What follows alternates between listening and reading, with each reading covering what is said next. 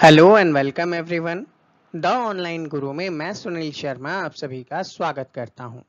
आज के इस सेशन में 11 से 20 अगस्त 2022 तक के इम्पॉर्टेंट करंट अफेयर्स को कवर करेंगे जो कि इन वेरियस एग्जामिनेशंस में आपकी हेल्प करने वाले हैं। तो ऐसे ही रेगुलर सेशंस हम आपके लिए लेकर आते हैं। इन सभी को देखने के लिए चैनल को सब्सक्राइब करके बेल आइकन प्रेस करना ना भूलें और साथ ही साथ अगर वीडियो पसंद आता है तो इसे लाइक और शेयर अवश्य करें। सबसे पहले हमारे पास एक न्यूज आती है दैट रिसेंटली जो गोल्डन जॉइंट था चेनाब रेलवे ब्रिज का, उसे कंप्लीट कर लिया गया है। गोल्डन जॉइंट का मतलब ये वाला हिस्सा है जो मैंने यहाँ पे सर्कल किया है, इसके बारे में बात हो रही है। ये जो ब्रिज बनाया जा रहा है ये रेलवे के लिए बनाया जा रहा है, मतलब ट्रेन का ट्रांसपोर्टेशन यहाँ पे होगा। सेकेंड थिंग, कहाँ पे है ये, तो जम्मू एंड कश्मीर के रेसई डिस्ट्रिक्ट या रेसी डिस्ट्रिक्ट के अंदर इसे बनाया गया है। तो इस जगह पे ये काम आने वाला है। साथ ही साथ और इम्पॉर्टेंट क्या है, तो ये वर्ल्ड का हाईएस्ट रेलवे ब्रिज के रूप में जाना जाएगा।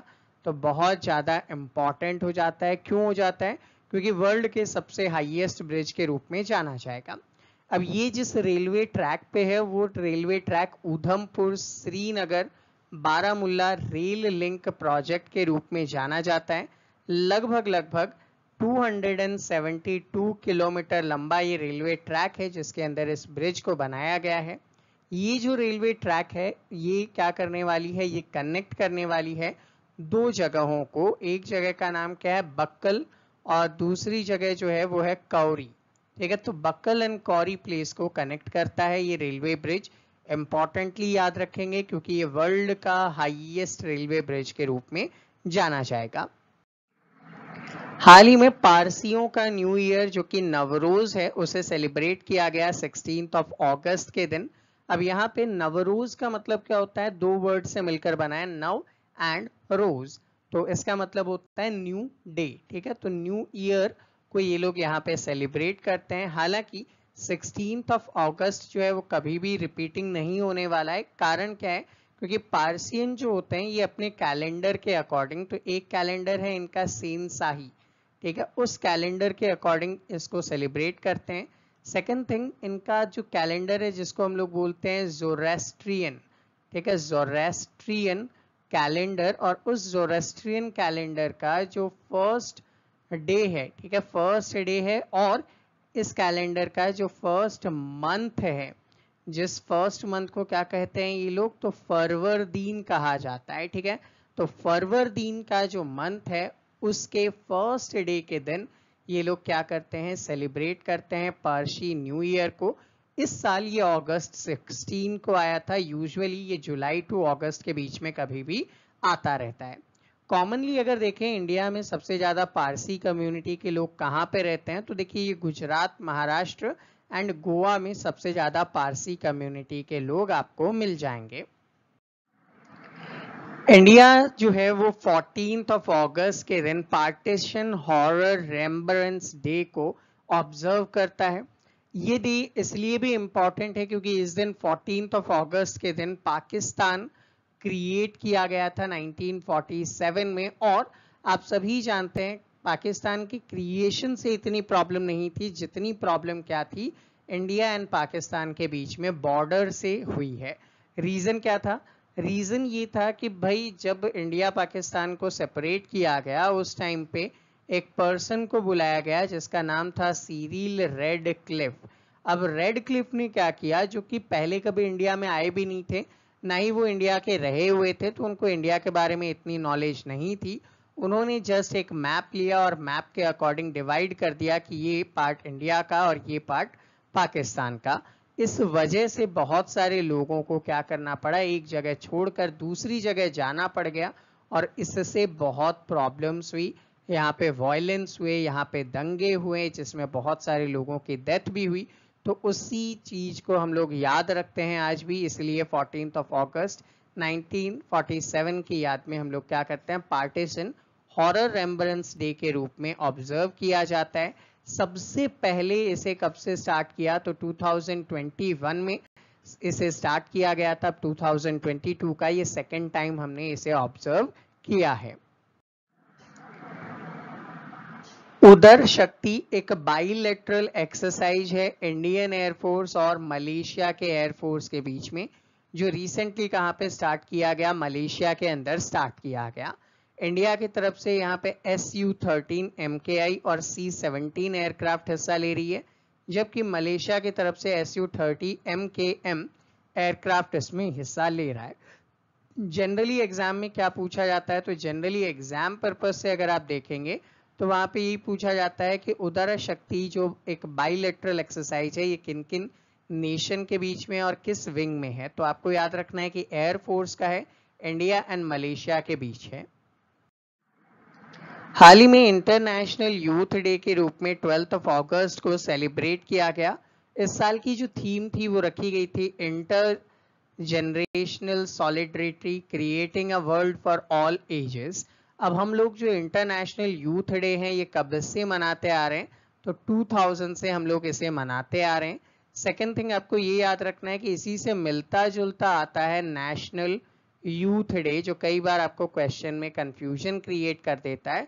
तो नेशनल यूथ डे जो है ये हम लोग मनाते हैं 12 जनवरी को, ठीक है। सिर्फ मंथ का डिफरेंस है जिस वजह से कंफ्यूजन क्रिएट करता है। और 12 जनवरी को मनाने के पीछे का लॉजिक है क्योंकि इसी दिन स्वामी विवेकानंद की बर्थ एनिवर्सरी आती है, ठीक है। तो स्वामी विवेकानंदा की बर्थ एनिवर्सरी के दिन 12 जनवरी के दिन हम लोग नेशनल यूथ डे को सेलिब्रेट करते हैं, जबकि 12 अगस्त के दिन हम लोग इंटरनेशनल यूथ डे को सेलिब्रेट करते हैं। रिसेंटली फ्रेंच गवर्नमेंट ने अपना हाईएस्ट सिविलियन अवार्ड, जिसे बोला जाता है कैवलियर डी ला लीगन डी ऑनर, ठीक है, कैवलियर डी ला लीगन डी ऑनर प्राइज कहा जाता है। आप लोग इसे लीगन ऑफ ऑनर के रूप में भी याद रख सकते हैं, ठीक है। वो क्या, जो कि फ्रांस का है तो उनकी लैंग्वेज में है कैवलियर डी ला लेजेंड डी हैनॉर। अब उसी को आप इंग्लिश में ट्रांसलेट करेंगे तो ये हो जाएगा लीगन ऑफ ऑनर प्राइज। ये जो प्राइज था, इस प्राइज को सबसे पहले 1802 में स्टार्ट किया गया था और स्टार्ट करने वाले जो पर्सन थे उनका नाम था नेपोलियन बोनापार्ट, ठीक है। नेपोलियन बोनापार्ट ने इसे स्टार्ट किया था। अब रिसेंटली ये प्राइज किसे दिया गया, तो इंडिया से जो पर्सन है शशि थरूर, इनको ये प्राइज दिया गया था। हाल ही में 10 अगस्त के दिन कैबिनेट ने क्या किया, एक्सटेंड कर दिया है प्रधानमंत्री आवास योजना अर्बन को, और इसकी जो डेट है उसे एक्सटेंड करके दिसंबर 24 कर दिया गया है। बेसिकली गवर्नमेंट ये जो स्कीम है इसे लेकर आई थी 2015 से 2022 के लिए, जहां पे गवर्नमेंट का एम क्या था, तो आप लोगों को पता होगा कि गवर्नमेंट एम कर रही थी यहाँ पे पक्का हाउसेस को बनाना, ठीक है। तो पक्का हाउसेस को बनाना एंड लोगों को प्रोवाइड करने के लिए इसे स्टार्ट किया गया था।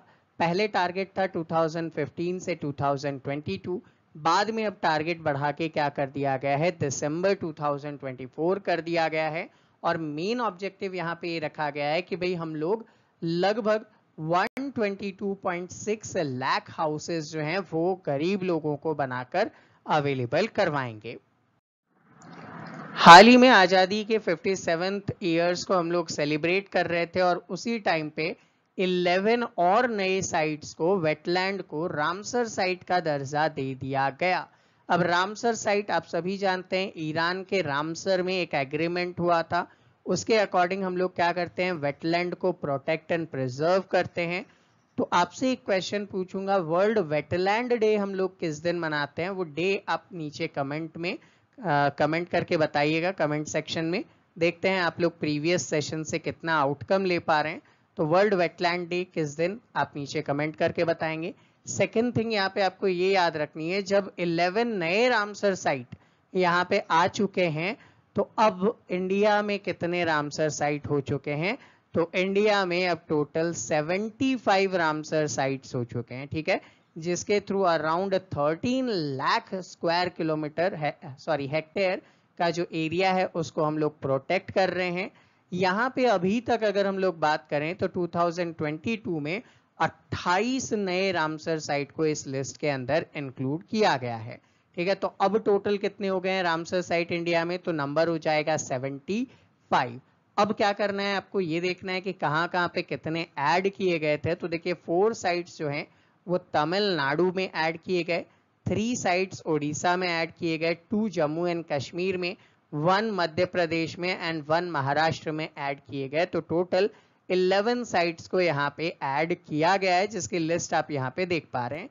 अब इसी के साथ भाई इंडिया में सबसे ज्यादा रामसर साइट कहाँ पे है, तो तमिलनाडु के अंदर सबसे ज्यादा रामसर साइट्स हैं, और टोटल रामसर साइट की जो काउंटिंग है वो कितनी हो चुकी है, 14 हो चुकी है। और सेकंड नंबर पे आता है यूपी, जहां पे टोटल 10 रामसर साइट्स अवेलेबल हैं। हाल ही में 16 अगस्त के दिन पालन 1000 नेशनल कैंपेन को स्टार्ट किया गया। ये जो कैंपेन था union minister of state for health Bharati Pravin Pawar ने इनिशिएट किया वर्चुअल मोड के अंदर। इस कैंपेन का मेन ऑब्जेक्टिव क्या है कि भाई जो स्टार्टिंग के 1000 डे होते हैं वो एक नए चाइल्ड के लिए, न्यू बर्थ बॉर्न चाइल्ड के लिए बहुत इंपॉर्टेंट होते हैं। तो उस टाइम पे उसकी केयर कैसी की जाए उससे रिलेटेड इनिशिएटिव है, ताकि लोगों को बताया जा सके कि भाई उनकी केयर कैसे करनी है, पेरेंटिंग कैसे करना है, एटसेट्रा एटसेट्रा। हाल ही में स्टेट बैंक ऑफ इंडिया ने अपना first state of the art dedicated branch open किया है। कहाँ पे ओपन किया है, तो कोरमंगला के अंदर ओपन किया है। कोरमंगला कहाँ पे है, बेंगलुरु में है। और ये जो ब्रांच है ये स्टार्टअप्स को finance and other support facility available करवाएगा। तो यहाँ पे जो लॉन्च इवेंट हुआ था, जिन्होंने इसे लॉन्च किया है बैंक को, उनका नाम क्या है, तो वो है चेयरमैन ऑफ एसबीआई के, जिनका नाम है दिनेश खरा। ठीक है, दिनेश खरा ने इसे लॉन्च किया है। सेकंड थिंग, जो फर्स्ट बैंक है वो तो कहाँ पे आपने ओपन किया, बेंगलुरु के कोरमंगला के अंदर लॉन्च किया है। अब सेकंड प्लान जो है वो कहाँ पे है, गुरुग्राम के अंदर इसका सेकंड प्लान है।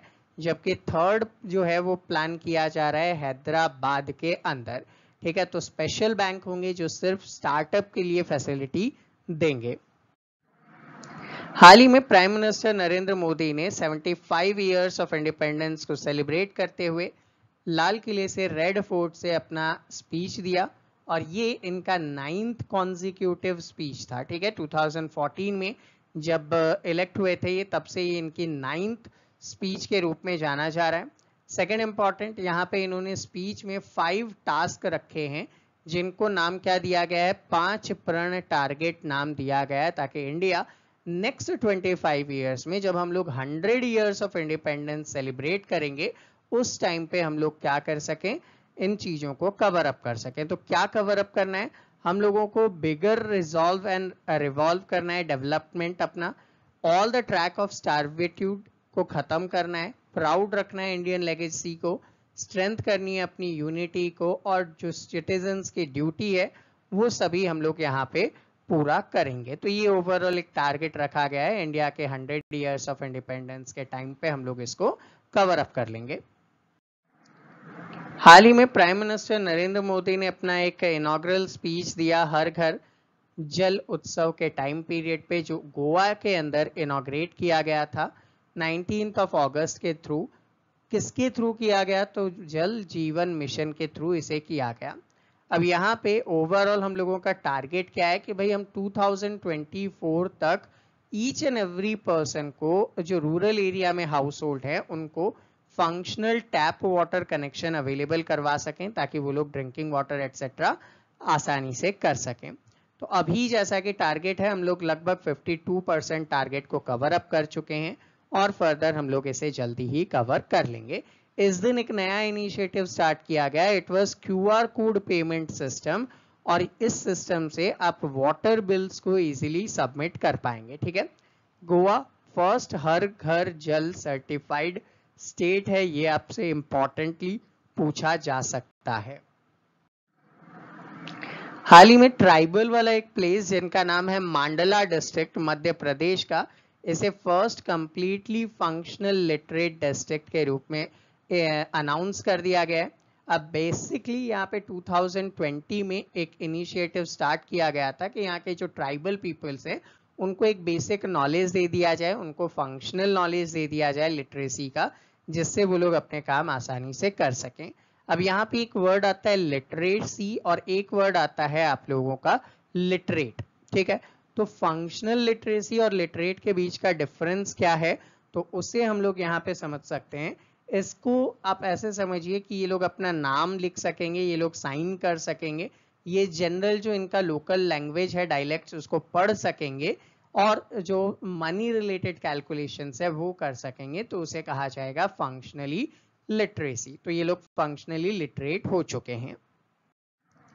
हाल ही में नमस्ते स्कीम को स्टार्ट किया गया ministry of social justice and empowerment और साथ ही साथ ministry of housing and urban affairs के थ्रू, ताकि हम लोग क्या कर सकें, सेफ्टी और डिग्निटी दे सकें सैनिटेशन वर्कर को, जो कि आप जानते हैं ड्रेनेज वगैरह को क्लीन करने में काम करते हैं।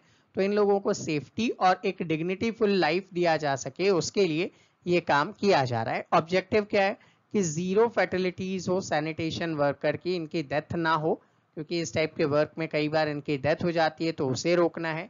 इनको बहुत अच्छे से स्किल्ड बनाना है ताकि ये आसानी से मशीन से अपना काम कर सकें, डायरेक्ट फेकल या स्लज के कांटेक्ट में ये लोग ना आए, और भी बहुत सारी इंपॉर्टेंट फैक्टर्स। हाल ही में एक आइकॉनिक टेनिस प्लेयर जिनका नाम है सेरेना विलियम्स, इन्होंने अनाउंस किया कि भाई अब मैं टेनिस से संन्यास लेने वाली हूं। ये जो इनका अनाउंसमेंट है रिटायरमेंट का, ये यूएस ओपन के बाद शेड्यूल करने वाली हैं। उसके बाद से ये टेनिस को टाटा बाय बाय करने वाली हैं, आगे ये इसे कंटिन्यू नहीं करना चाहती। एक एज फैक्टर भी है और इन्होंने अपनी फैमिली रिस्पॉन्सिबिलिटीज को भी इसका एक रीजन बताया है। अब सेरेना विलियम्स जो है वो बहुत इंपॉर्टेंट प्लेयर के रूप में जानी जाती हैं। रीजन क्योंकि वुमेन टेनिस एसोसिएशन ने लगभग इन्हें 319 वीक्स तक वर्ल्ड का number 1 rank tennis women player के रूप में रखा था। तो 319 वीक का मतलब आप समझते हैं बहुत ज्यादा इंपॉर्टेंट हो जाता है। लगभग 5 to 6 ईयर्स तक लगातार वर्ल्ड में टॉप नंबर 1 के टेनिस प्लेयर होना। सेकेंड थिंग, इन्होंने अपने करियर में 23 ग्रैंड स्लैम टाइटल भी जीते हैं, जो कि अपने आप में बहुत बड़ा रिकॉर्ड है। 73 सिंगल टाइटल्स जीते हैं और 23 डबल टाइटल इन्होंने जीता है, जो कि इतने सारे मैच जीतने का भी रिकॉर्ड इनके हाथ में है। तो याद रखेंगे सेरेना विलियम्स किससे रिलेटेड है, टेनिस से। हाल ही में union minister for road transport and highway Nitin Gadkari ji ने लॉन्च किया है इंडिया का पहला एसी डबल डेकर, वो भी इलेक्ट्रिक से चलने वाली बस को। ठीक है, इंडिया की first AC double decker electric bus को, जिसका नाम रखा गया स्विच EIV 22, जिसको बनाया किसने, अशोक लेलैंड ने बनाया है।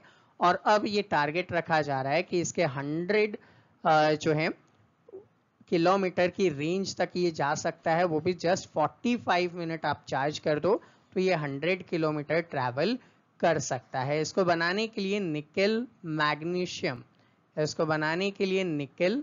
मैग्नीशियम, जिसको आप मैग्नीज बोल सकते हैं, एंड कोबाल्ट की बैटरी का यहाँ पे यूटिलाइजेशन किया जा रहा है, जो कि लगभग 8 इयर्स की इसकी सेल्फ लाइफ रहने वाली है। और लगभग 200 ऐसे बसेस को बेस्ट को यानी कि मुंबई में दिया जाएगा, ताकि वो लोग ट्रांसपोर्टेशन के लिए काम में ले सकें। तो स्टूडेंट, ये था हमारा आज का सेशन। आई होप आप सभी को इजीली समझ में आया हो। फिर भी अगर कोई डाउट या कोई क्वेरी है तो आप नीचे कमेंट सेक्शन में कमेंट कर सकते हैं। विद इन 24 आवर्स आपके सभी डाउट एंड क्वेरीज को सॉल्व किया जाएगा।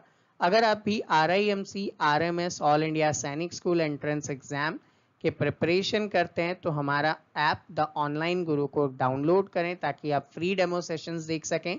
और अगर आप हमारे साथ जुड़कर हमारे बैचेस में इनरोल होना चाहते हैं तो दिए गए नंबर पे व्हाट्सएप के थ्रू इंफॉर्मेशन ले सकते हैं। तो मिलते हैं आपसे अगले सेशन में, तब तक के लिए जय हिंद।